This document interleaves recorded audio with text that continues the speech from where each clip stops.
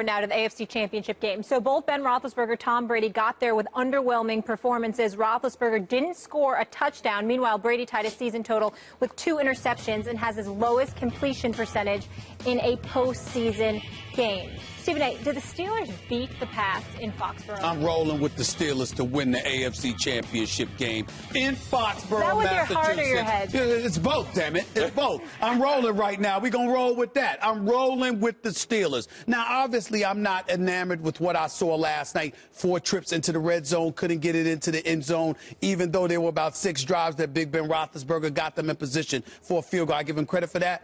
You were going up against the top-rated defense in the red zone, which is the Kansas City Chiefs. I understand it, but it would have been nice to see you at least get one of those drives into a touchdown, even though Antonio Brown did have it at one point. But I think it was Eric Berry. It was either Berry or Peters that stripped him, got the ball in there at the last second. I think it was Berry or Peters. No, the strip was Peters. That's right. So the point that I'm trying to make is that when you look at it from that perspective, I don't anticipate Steelers have to get in the end zone to beat New England. I will tell you that.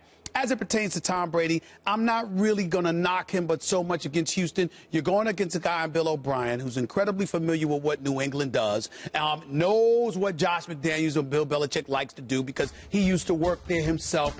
That gives him a level of familiarity, which ultimately elevates his preparation against Tom Brady, at least on the defensive side of the ball, which could have contributed to those 2 interceptions. But in the end, I think the Steelers, with the way Le'Veon Bell is running the football, 167 yards in last week's playoff game, 170 yards rushing last night. He's running the ball exceptionally well. I think Antonio Brown, Jesse James, and the crew will do enough offensively. New England is going to have to put up points to win this game, which they can do against that Steelers secondary. But the way the Steelers have been playing defense, I think they have the edge. And I believe I'm rolling with the Steelers to win this game. To me, that's the key point. First of all, remember when I told everybody that Brady was under the most pressure and people try to tell me it was Osweiler and different people? Come on, halfway through that Texans game, who was under pressure? Osweiler's no good. Brady's supposed to be the greatest of all time. And he didn't look like it. You know, Dion Lewis. Was a little closer than I expected.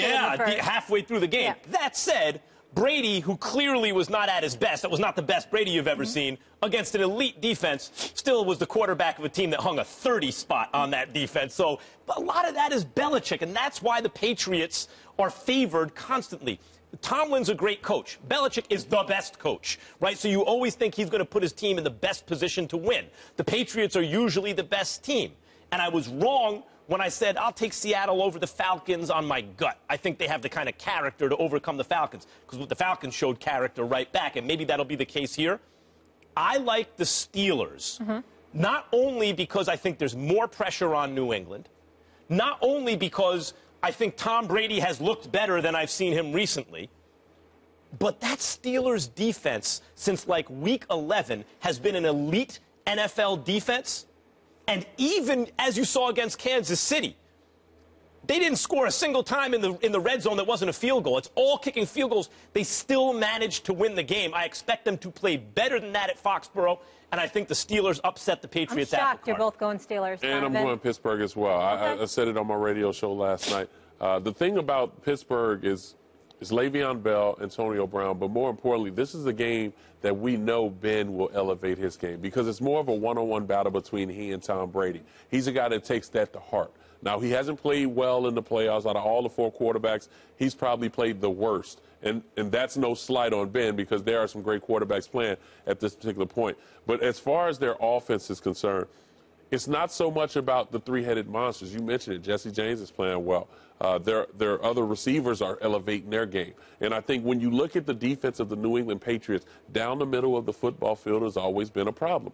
And when you have a tight end that's been effective like James has been throughout the playoffs and the regular season, this is going to help that offense. And on the defensive end, you talked about it. Over the last 5 or 6 weeks, it's the problem with the Pittsburgh Steelers has been tackling. That is no longer the problem anymore. Now, can they cover the short wide receivers of New England is the answer to the question. And I look at the front 7. The front 7 of the Pittsburgh Steelers, if they can close the pocket up on Tom Brady and force him to get the ball out quicker than he's used to, then now that works in the favor of the Pittsburgh Steelers. I think Pittsburgh win this game. I think it's been another 100-yard rushing day for Le'Veon Bell. the one-on-one matchup with Butler as well as Antonio Brown. I think it's going to be a big story. But the bigger story to me is going to be what will Big Ben bring to the table as far as throwing the football effectively, moving the chains, and being efficient on third down. As great as Brady has been with whatever receivers he has out there, what we've seen consistently from him in the last 7 or 8 years is when he has an elite offensive option out there, elite, like a Randy Moss or a Gronk, look out, there's no, he's going to the Super Bowl at least. He does not have that right now. He doesn't have it right now. I can't believe you're 3 for 3 betting against Bill Belichick and Tom Brady. I don't know why I'm following these two. You talked about the head-to-head, though. Brady 6-2 versus Big Ben, including the playoffs, but they haven't faced in the playoffs in 12 years. Donovan? I will say this, and we'll talk about this later. Big Ben Roethlisberger, if I see that man get another pass tipped at the line of scrimmage, I'm going to lose my mind. He's 6'5". Why the hell are your passes continuously getting blocked?